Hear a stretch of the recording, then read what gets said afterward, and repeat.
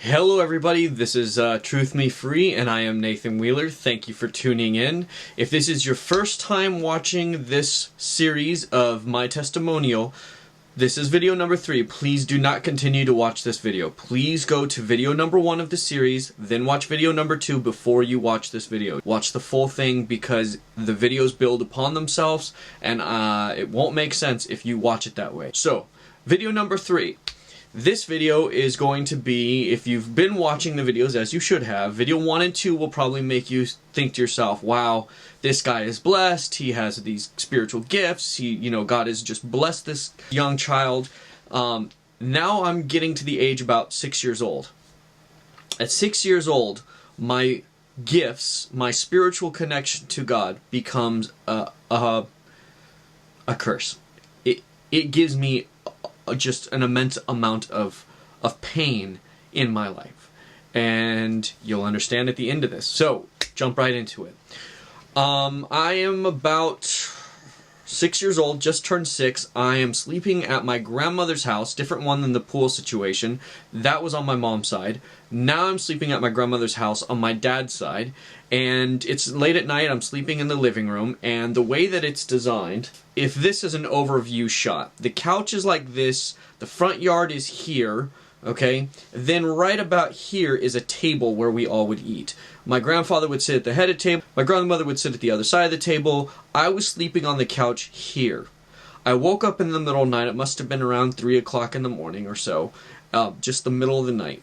And all of a sudden I open up my eyes, I'm wide awake for no apparent reason. I open up my eyes and I see on the other side where my grandfather would normally sit, a ghost. But it's a demonic ghost. It has red glowing eyes, and it's a black figure, and it has this like dress, this material that's just like ripped material, just kind of floating in the air like it's being blown by wind, but it moves really weird, okay? I'm getting chills just telling you about this freaking story. So I see this thing, and I'm just freaking out. Now, my thinking is, in order to kind of pacify myself, you're a little kid.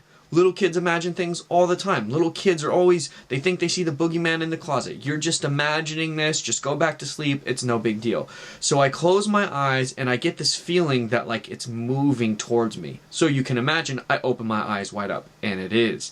The freaking thing is like sitting now like in the freaking table. So it was at the far side of the table from where I'm at when I first opened my eyes. And as I closed my eyes, it drifted through the table. It was almost all the way through the table, and it's just like hanging out on the closer side of me, like in the table. It was almost like the table wasn't there. It's just chilling. And it's got these red eyes. It's just staring at me. As you can imagine, I'm freaking out, right? And I just begin to sweat, and I kind of just go back in my chair or in the couch. I just close my eyes, and I just begin to say to myself, it's not real, it's not real, it's not real, it's not real. And I'm like, God, I start to pray, God, take it away, God, make it go away. And I opened up my eyes because I was scared that the freaking thing would be like right in front of my face, you know what I mean? Because like it was a while since I closed my eyes, and it moved towards me last time. So I'm like, open up my eyes, and I couldn't see it. It wasn't there. But I was totally creeped out. Like I still felt the presence of it, right? I didn't go to sleep the rest of that freaking night. So that was my first time ever seeing a ghost. Now, as I continue the rest of this video and the videos to come, my life had a very strange thing that was part of my child experience that is also helpful when I go to tell you this testimonial. And that is that almost every year on the dot, my family and I would move houses. So it makes it very easy for me to know the age that events happened to me, because all I have to do is remember what house I was living in when it happened. So I was about 6 years old when this happened. I know because I was still living in Mira Mesa, California. I then moved to another city called Rancho Penasquitos, San Diego, California. At this house was the next moment I saw a ghost, or I experienced a ghost. I was laying in my bed, and me and my brother, my younger brother, we shared a bunk bed. I slept on the top, he slept on the bottom, and we had a 2-story house at this particular house. And I woke up, and the hallway light at the top of the stairs was on. And I was just like, why is the light on? And I get up out of bed and I go down. For some reason, I'm just wide awake again, same as before. I'm wide awake again. I'm just staying there. My older brother, comes out of his room and he meets me. And he says, "Do you hear that?" And I'm thinking that I did hear something, and that's the reason why I woke up. And I'm like, "Yeah, I hear that." But I really didn't know if I heard anything or not. I just knew that I was wide awake for some reason, and something woke me up. So my older brother goes, "Yeah, man, this has happened before." So he leads me down the stairs. At the foot of the stairs it was an organ that my grandmother, we inherited from my dead grandmother. She had just passed fairly recently to this event happening. So we inherited this organ, and the keys were playing, and the bench was scooted out. And it wasn't one of those organs that had the paper roll where it plays the music. It was a legit organ. It didn't play itself. And the keys were moving up and down. I couldn't hear anything, but my older brother could hear something, and I could see the keys freaking moving. But for some reason, I wasn't scared at all. Basically because my older brother was there, and he wasn't freaked out. He thought it was, like, cool, or he was kind of like in a trance, to be honest with you. He was just like, you know, digging the music or whatever. And the bench was pulled out, and the piano was playing, and everything was cool. Then all of a sudden, I woke up, and it was day, and I was like, man, that was a weird dream. I thought that whole thing was a dream until about the age of, I would say, maybe 11 years old. We went camping with some family friends of ours, my parents, some friends of theirs. We all went camping, and we're sitting around the campfire, and we begin to tell ghost stories. You got it. You guys are so good. You're so smart. So we're telling ghost stories. I hope you guys get my sense of humor, by the way, when I'm watching this. I realize people don't know me, so you probably just think I'm weird, but this is my kind of sense of humor. So we're telling ghost stories, and my brother begins to tell the story of when he used to wake up and the organ would be playing. Oh yeah, I left out an element. The organ didn't freaking work. It didn't work. There was a bulb, it worked off of like a bulb, and the bulb burned out. Like, I don't understand what I'm even telling you now, but like old TVs, they had like bulbs that made them run. Well, this organ had a bulb in it, and if the bulb was like a light bulb, and if it went out like a light bulb goes out, the organ wouldn't play music. The bulb in the thing was out, so it never played music. And so we're sitting there, and he's telling the story about how the organ had no bulb, but he used to hear it play music in the middle of the night. He would go downstairs and watch it. And he's telling the story. I cut him off in the story, and I finished the story for him. And that was how I found out that the freaking night was real. And he freaked out because he thought he dreamed it sometimes too, or there was a question in his mind, did I just dream this? But when I told the story, you could see the look on his face like, oh crap, that really happened. So that was another ghost story that I had. So basically now from that point on, when I was 8 years old, I had already begun to experience ghosts. I was sensitive to them. I knew that when they were around. I knew when demons were around. I could sense them. I could feel them. And a lot of the times I was just telling myself, you're just a little kid. Little kids imagine things. It's just the boogeyman syndrome that little kids have. But I wasn't scared of a boogeyman. I wasn't scared of the thing under my bed. I freaking saw things moving. I saw things flash. I saw and I heard things, and you get my point. So I'm going to stick with the ghost part of this, okay? Now, you can imagine that seeing these things caused my sleep to be very interrupted, right? I didn't sleep very well, even as a small kid. I couldn't sleep by myself, so that was one of the reasons why I think my parents, along with saving money because they didn't need another room, I was totally cool with the idea that I shared a room with my younger brother because I didn't want to sleep alone. And we had a bunk bed. I slept on the top, he slept on the bottom. And prior to that, though, I always slept with my older brother in his room, and he hated it, but there was no way I was going to sleep alone because whenever I was alone, I experienced these things. So this was the beginning of my spiritual gifts becoming a curse, okay? The other thing that it did was, along with always being petrified and always constantly understanding my mortality and realizing I could die at any moment, I didn't have any interest in playing as much as other kids did. I wanted to talk about deep philosophical things. I wanted to talk to kids about life and death and the hereafter and God and what happens to us when we die. And kids were like, you know, my mom and dad said this. And I'm like, yeah, but that's what your mom and dad said. Like, how do you know that's real? And they're like, I don't know, that's what they believe, so that's what I believe. And I just couldn't eat that. You know, I just couldn't swallow that pill. Do you get what I'm saying? So basically what I'm telling you is kids didn't always get along with me. They kind of thought I was weird. I was a heavy kid. I actually got along with adults always better than I got along with kids. I had friends, don't get me wrong, I had plenty of friends, but I never felt like I connected with kids. I always felt like they were weird. And one of the things that freaked me out about kids was when they played pretend, when they played pretend house. Like they would go and they'd be like, okay, you're the dad and you're the son and this and that, and then they would be like, let's drink tea. And they would use a plastic little toy cup and there was no tea in it, and they would eat the fake plastic cookie or pretend to eat it, and I'm like, what are you doing? They're like, we're pretending and you're the dad. I'm like, that's creepy. Like, I got the same sensation when kids were doing this that you get when you see the homeless man talking to himself on the corner. Like, you're like, I not need to pass that guy. He's flipping out right now. I need to walk on the other side of the street. That was the feeling I got when I saw kids play pretend house or play pretend and just totally make believe, and they believed they were really drinking and eating the cookie. I saw it as a form of psychosis. Literally. Even as a kid, that's what I thought.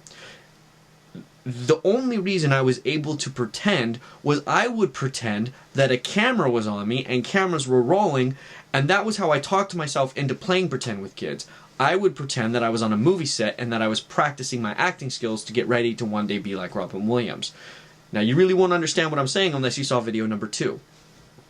So this whole acting thing was kind of like a Dumbo feather. It was my saving grace because it was the way that my mind allowed itself to get wired and feel okay with being a kid, with pretending and playing and having fun.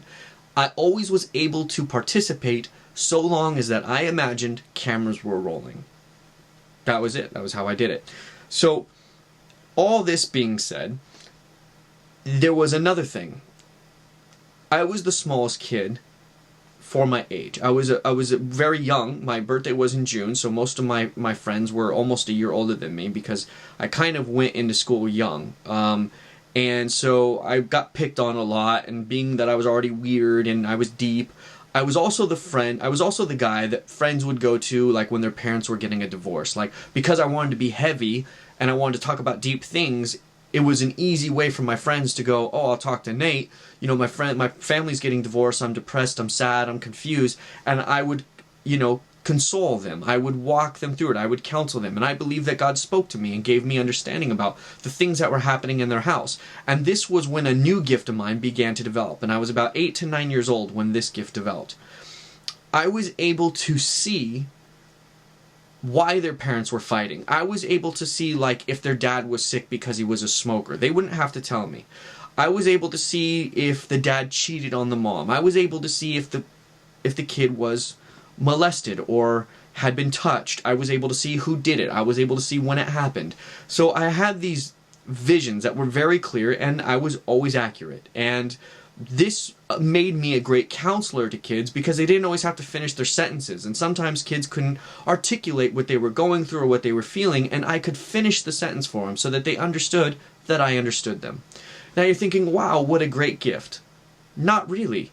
Because nobody wants to be around the kid who knows that he's been touched. Nobody wants to be around the kid who knows that his dad cheated on his mom, because it's like a fresh reminder of that wound. Do you get what I mean? They would just have to look at me and I would look at them and they could see it in my eyes, or they thought that that's what I was thinking about every time I looked at them, and they were like, yeah, I don't want to be around you. You remind me of that bad part of my life. So it became this repellent. So the only time that kids really liked to hang out with me was when they were depressed or struggling through a situation. And I became that freak. And I felt like a freaking alien. This caused me, not only was I struggling with depression from the fact that I realized I could die at any moment, not only was I trying to figure out the riddle of my life, my acting career wasn't taking off, and I was 8 years old already, which was a very old age, and I was very frustrated that I hadn't gotten an agent yet, and I had been begging my parents since that day I saw Robin Williams on TV to get me an agent. They finally did when I was 8 years old, but I really started to throw a fit, and they got me into acting classes, which was awesome. But I was very depressed because it hadn't happened yet. I knew that my time was short, it could be short, and to me, being 8 years old, I was like, man, I just burned 3 years from the time that God spoke this thing over me, and I've not accomplished anything yet. So I actually began to debate suicide. I began to imagine jumping out in front of cars as I was walking home from school. I imagined standing on rooftops of tall buildings and jumping off of them to commit suicide. There was a parking structure in our community that I grew up when I was about 8, 9 years old. It was 9 years old when we got to the community where there was tall high-rises with parking structures. And I was able to walk to the top floor of the parking structure, and I would climb up on that ledge, and I would look down, and I would literally just wait for a breeze to push me off. And I would have conversations with God, and I would say, God, you know, why have you made me so weird? Why do you hate me? Why have you done this to me? I love you so much, and you've basically cursed me. You've made me a freak. Like, no girl likes me. You know, the girl that I'm in love with, she doesn't love me. I'm the smallest kid. I'm the weakest kid. I get picked on. I'm an ugly kid. And I was an ugly kid. You know, I know. It never got fixed. I deal with it. So, you know, it's just like I was very suicidal because the thing that I was so scared of was death. And my idea was, you know what? I'm never going to know until I die. So maybe I should just go right into it.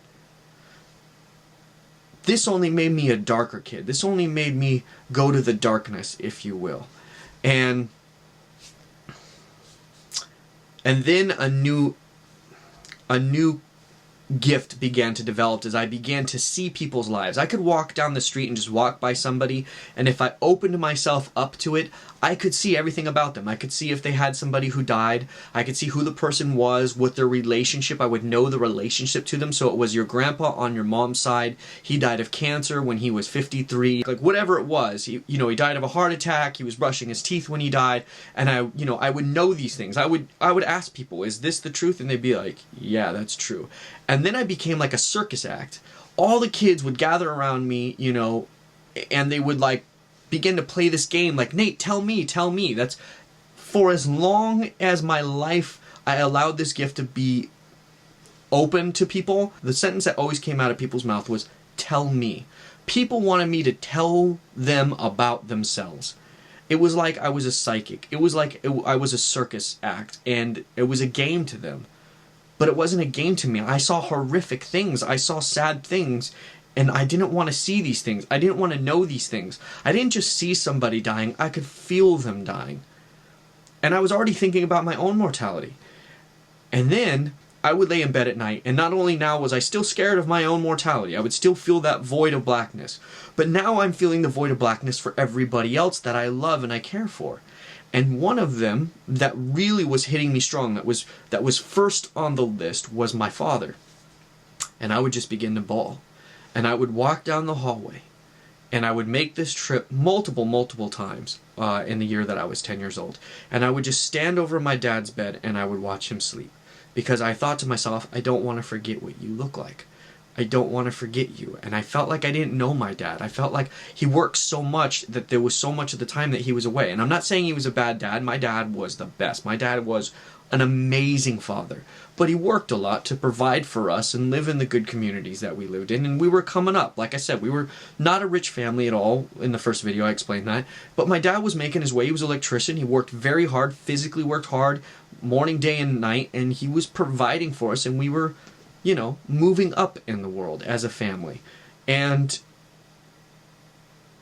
I didn't feel like I knew who this man was. And I knew that I was never going to get to know who he really was. And it broke my heart because I knew this one sentence. You're going to leave and you're going to die.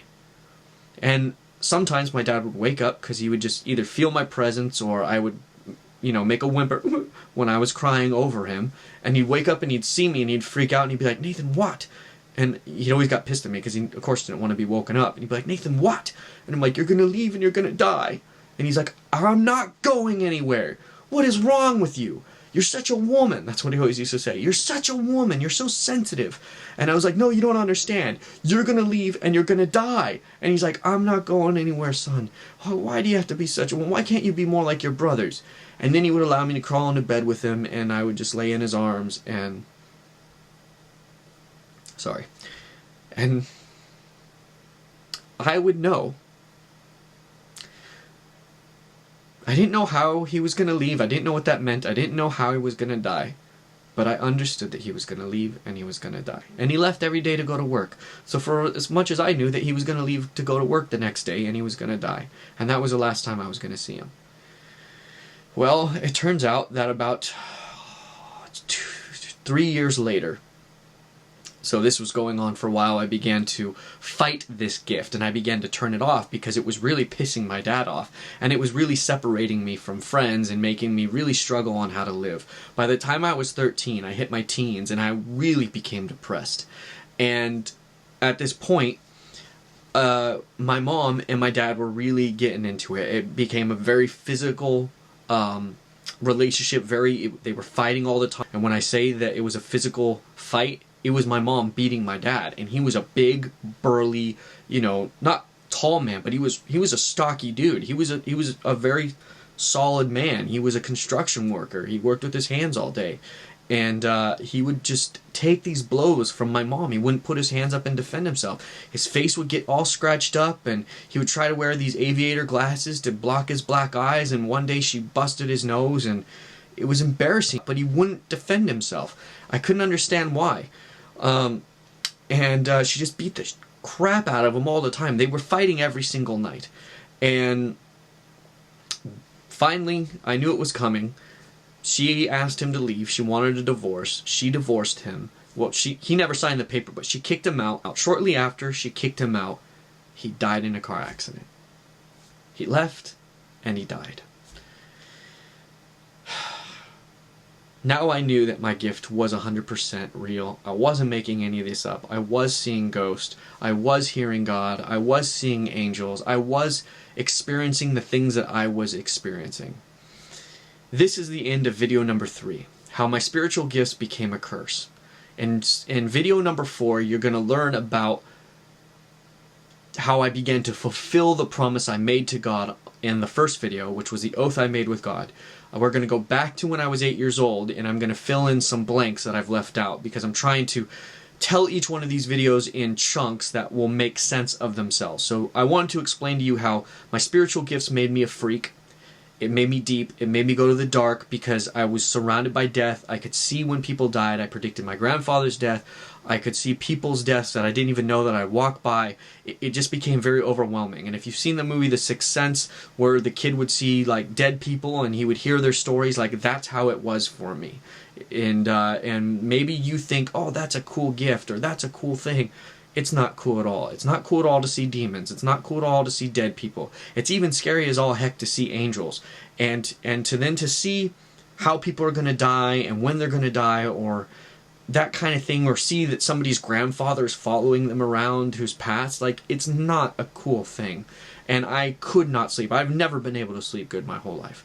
But you're going to learn now how I took this heaviness and it just drove me even further into fulfilling my oath that I made with God to find truth about Him, God, life, death, and the ever after. So thank you for watching. This is video number 3, and please give it a thumbs up. Please do not watch these videos out of order. They will not make sense, and when this all comes to an end, if you've missed any of this, you may not get it. So I'm not telling these videos for my health. I'm telling them for you because God told me to tell you this. I know I don't wrap it up and give you the point of the story. The point of all this will come to fruition at the end. It all comes to a head and makes sense. So thank you for watching. Please watch video number 4 where I tell you how I began to study religion at a young age, and by the time I was 8 years old I became a Buddhist. And then I'll discuss how my religious studies moved forward from that point and my learning disability and so forth. I'm going to talk about that as well. So thank you again. My name is Nathan Wheeler. Ye shall know the truth, and it shall set you free. Thank you for watching. God bless.